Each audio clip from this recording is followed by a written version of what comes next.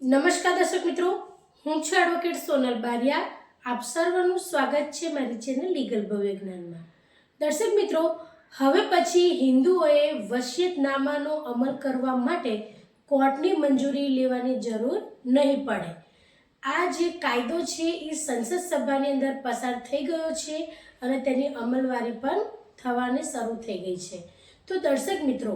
આ જે વસિયતનામું છે એનું અમલ માટેનું કોર્ટમાંથી મંજૂરી લેવાનો એ વિષય શું છે એને આપણે સમજીએ. તો દર્શક મિત્રો, હિન્દુ સક્સેશન પ્રમાણે જે પણ હિન્દુ વ્યક્તિ જે મિલકત ધારણ કરતા છે તેમણે જો પોતાની જે મિલકત છે એ મિલકતના અનુસંધાને જો એમને વસિયતનામું બનાવેલું હોય એટલે કે વિલ બનાવેલી હોય તો એ વ્યક્તિના અવસાન પછી એ વિલનો અમલ કરવા માટે મતલબ કે એ જે વિલ છે એની અંદર એમણે જે પણ લખાણ લખ્યું છે કે મારા આ દીકરાને આટલી સંપત્તિ, આ દીકરીને આટલી સંપત્તિ કે આટલા પૈસા આપવાના રહેશે, એ રીતનું જે વિલની અંદર ઉલ્લેખ કરેલો હોય દર્શક મિત્રો, એ વ્યક્તિના અવસાન પછી તે રીતનું વિભાજન કરવાનું રહે છે. પરંતુ આ જે નવો કાયદો આવ્યો તે પહેલાં એવું હતું કે જે વિલ છે તેને કોર્ટની અંદર એની મંજૂરી માટે, અમલ માટે મંજૂરી લેવાની રહેતી હતી. એટલે કે આ જે વિલ છે અમારા પિતાશ્રીએ બનાવેલી છે અને અમે એમના કાયદેસરના આટલા વારસદાર છીએ, તો આ વિલ છે એ ખરી છે, એ અમલ કરતા પહેલાં આ રીતની તમારે કોર્ટની અંદર પરવાનગી લેવાની રહેતી, કે જેને આપણે કાનૂની ભાષાની અંદર પ્રોબેટ મેળવવાનું કહેતા. પ્રોબેટ મેળવવાની અંદર દર્શક મિત્રો લગભગ 12 મહિનાથી 18 મહિના સુધીનો સમયગાળો પણ થતો અને તેની અંદર પૈસાનો પણ ખર્ચ થતો, જેથી કરીને એ પ્રક્રિયા છે લાંબી હતી. એટલે આ જે લાંબી પ્રક્રિયા છે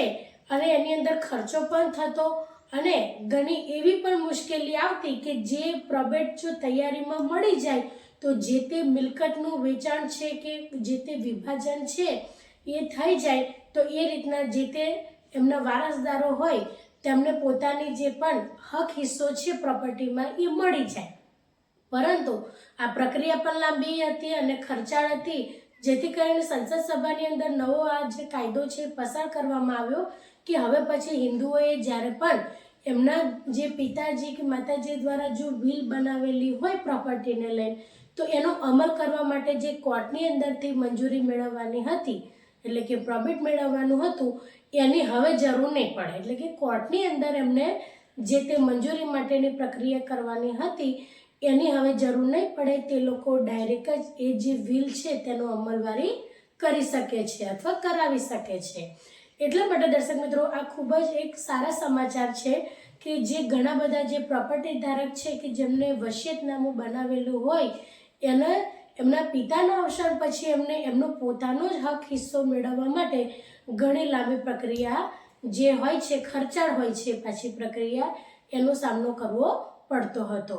એટલે દર્શક મિત્રો આ જે વસિયતનામું છે, વસિયતનામું તમે જ્યારે પણ બનાવ્યું હોય તે વ્યક્તિના અવસાન પછી એનો અમલ કરવામાં આવે ત્યારે હવે તેમના જે વારસદારો છે તેમને કોર્ટની અંદર પ્રોબેટ મેળવવા એટલે કે જે વિલ છે એ સાચી છે અને તેના અમે સાચા વારસદાર છીએ તે રીતનું જે મંજૂરી મેળવવાની હોય છે કે હવે અમે આ વિલનો અમલવારી કરી શકીએ.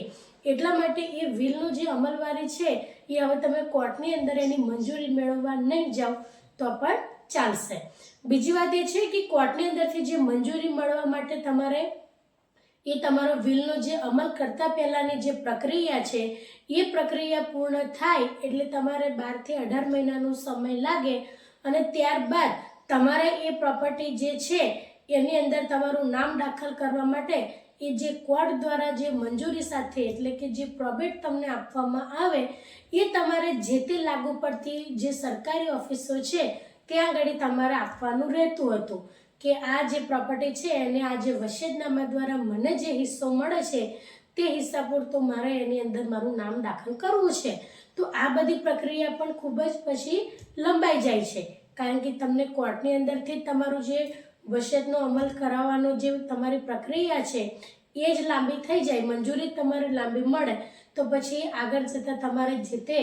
તમારું જે પ્રોપર્ટી છે તેની અંદર તમારું નામ દાખલ કરવાની પ્રક્રિયામાં પણ પછી એટલો જ તમારો સમયગાળો લાગે છે.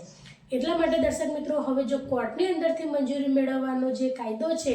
એ રદ કરીને હવે નવા કાયદા પ્રમાણે તમારે જ્યારે પણ તમારી કોઈ વસિયતનામું હોય એટલે કે વિલ હોય તો એને કોર્ટની અંદરથી મંજૂરી મેળવતા પહેલાં એટલે કે એની અંદર જે તમારું પહેલાં પ્રોબેટ મેળવવાનું હતું એ હવે પછી તમારે એ પ્રક્રિયામાંથી મુક્તિ મળી છે અને તમારા જે પણ પિતાજી કે માતાજી કે અન્ય કોઈ પણ વ્યક્તિએ જો વસિયતનામું બનાવ્યું છે અથવા વિલ બનાવી છે અને તમને એમની પ્રોપર્ટીમાં તમારો હિસ્સો આપવા માટે જે જાણ કરી છે એ પ્રમાણે જે તમારું વસિયતનામું છે